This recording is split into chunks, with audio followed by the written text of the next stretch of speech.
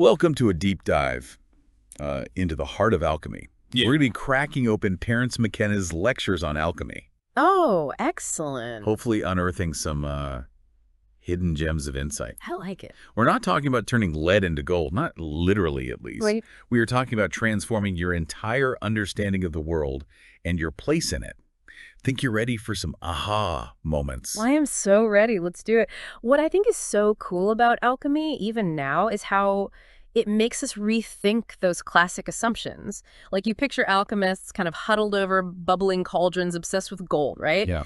But McKenna kind of turns that on its head. He does. He basically says that the gold-obsessed ones were just con artists. He called them puffers, which I kind of love. It's like, guys, there's deeper magic to be had here. Totally, yeah. So if it's not about literal gold, Uh-huh. what kind of transformation are we really after? So McKenna uses this phrase, the concentration and redemption of the spirit within matter. Okay. Now that might sound, I don't know, pretty dense, but stick with me. Okay, let's unpack this. Yeah. Because I'll admit, my brain went a little blank on that one. Yeah. What does that even mean for, like, a regular person? Imagine this. Your life, your experiences, relationships, everything you know, those are the raw materials.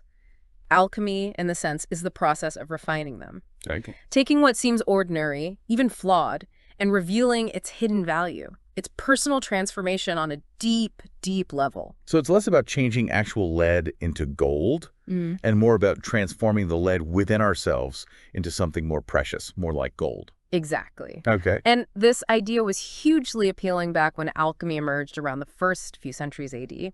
And McKenna makes this point of saying that this was a time a lot like our own. Okay. Societal exhaustion, disillusionment, crumbling empires. He even compares it to the end of the Roman Empire, right? Yes. Where old systems of thought were falling apart and people were kind of desperate for something new to believe in. So it makes sense that a philosophy offering individual empowerment would take off. Absolutely. And that's where Hermes Trismegistus enters the picture. Okay. This figure is central to alchemy, but often misunderstood, as McKenna emphasizes. Yeah, I was today years old when I learned that Hermes Trismegistus wasn't some ancient Egyptian deity. Right. Yeah. The dating is crucial here. Okay. McKenna points out that the Hermetic corpus, the writings attributed to Hermes, actually originate a few centuries after Christ, not millennia earlier, as some believe. Okay, so why is this Hermes character so important, especially with this whole personal transformation thing?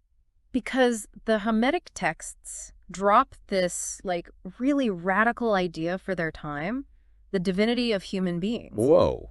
Especially in a world where most folks saw humanity as, inherently flawed. That's a bold statement.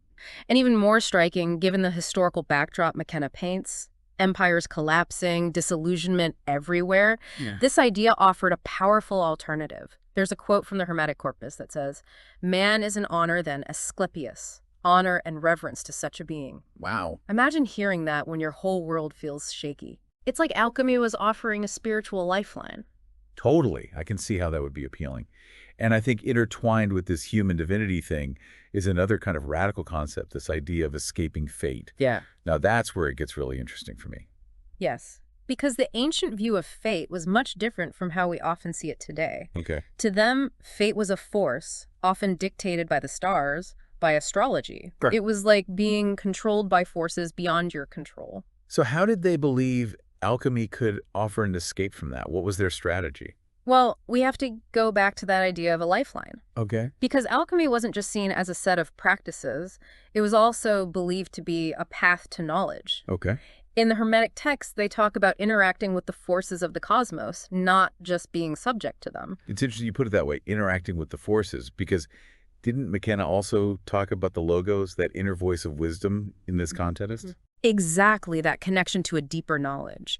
And what's fascinating is how McKenna ties the logos to psychedelics. Wait, really? Yeah. He saw them as a way to tap into this ancient wisdom. He did. I'm really curious to hear more about this. For McKenna, psychedelics were like a shortcut to the logos, a way to access this hidden knowledge that had been obscured over time, like blowing the dust off an ancient text, and suddenly you can read it clearly. So it's like both alchemy and psychedelics, in McKenna's view, were offering this path to break free from ordinary thinking and connect with something bigger. And that's a great way to put it.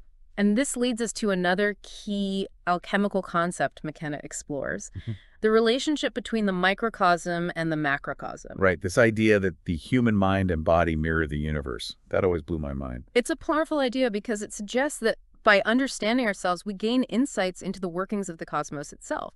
And for alchemists, this wasn't just like a poetic metaphor. Right. They believed this reflected a deeper, more fundamental truth about reality. Which really challenges that separation we often feel between ourselves and the natural world, like we're just these isolated beings running around on a planet. Exactly. Alchemy, through the lens of the microcosm and macrocosm, suggests a profound interconnectedness. That's why McKenna places so much emphasis on the role of the imagination in alchemical work. He even says the true work of alchemy unfolds within the imagination, right? Yes.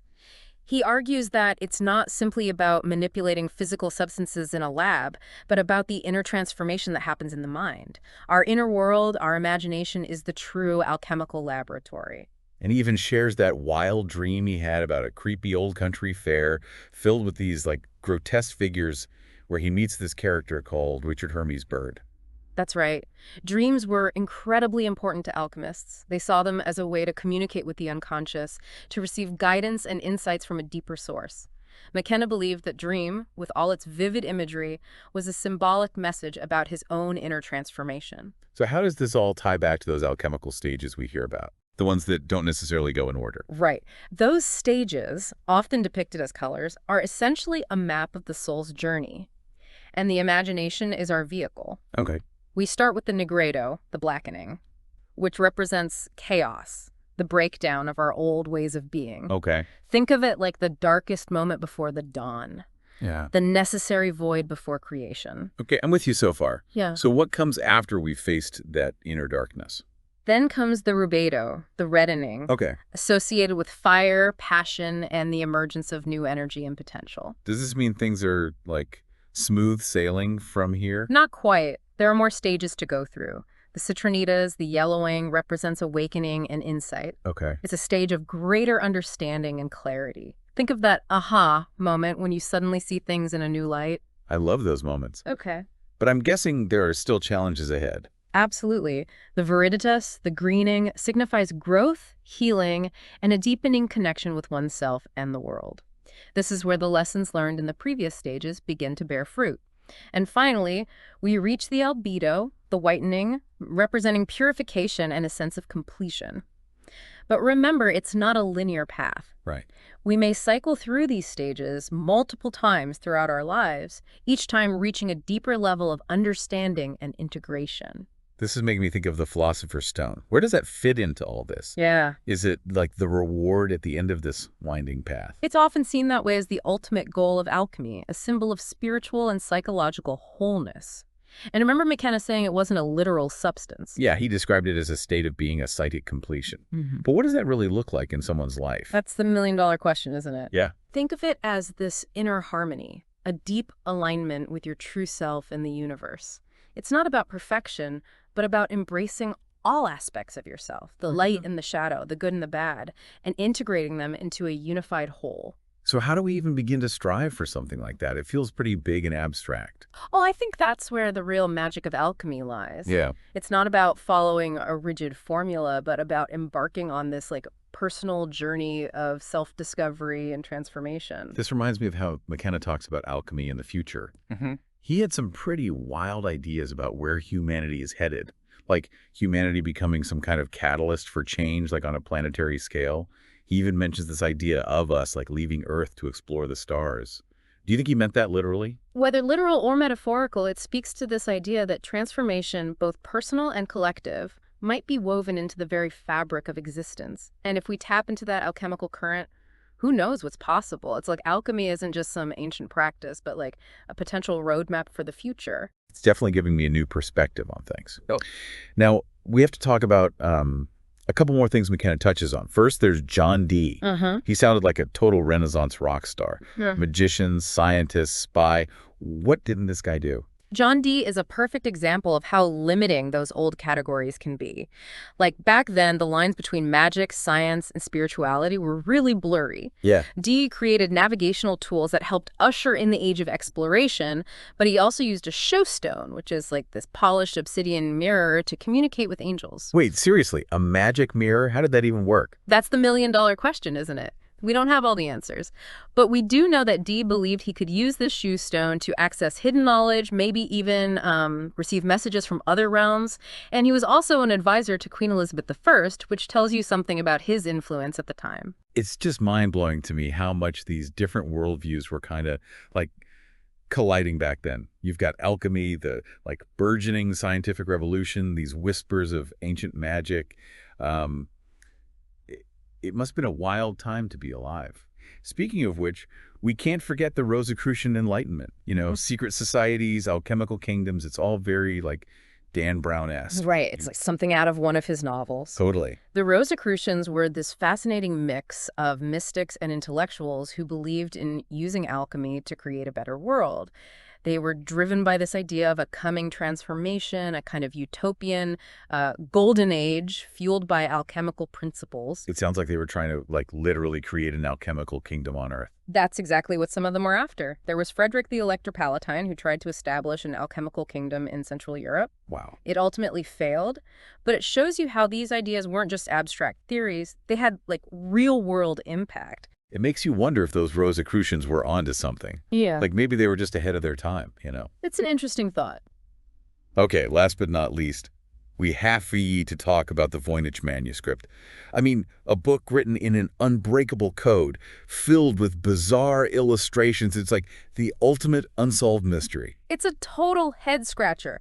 This manuscript has been studied by the best code breakers in the world, and no one has cracked the code. I know. And the illustrations are truly bizarre. Strange plants, astronomical symbols, well, McKenna describes them as naked ladies in elaborate plumbing systems. I've seen some of those pictures. I don't even know what to make of them. What do you think the Voynich manuscript is trying to tell us? That's the million-dollar question, isn't it? Right. Some people think it's a hoax, a clever forgery. Others believe it's a genuine message from the past, maybe even from another dimension. Personally, I find it thrilling that there are still mysteries out there that science and logic can't explain. It keeps us humble, reminds us that we don't have all the answers. It's like a giant question mark, daring us to unlock its secrets. So from, transforming lead into gold to transforming ourselves and maybe even the world, alchemy offers this amazing blend of symbolism, philosophy, and practical techniques. It's a reminder that there's always more to discover, both in the world around us and within ourselves. I couldn't put it better myself. It's a journey of endless exploration and transformation. Exactly. And for our listeners, the question is, what will you choose to explore further? What alchemical transformations are waiting to be discovered in your own life?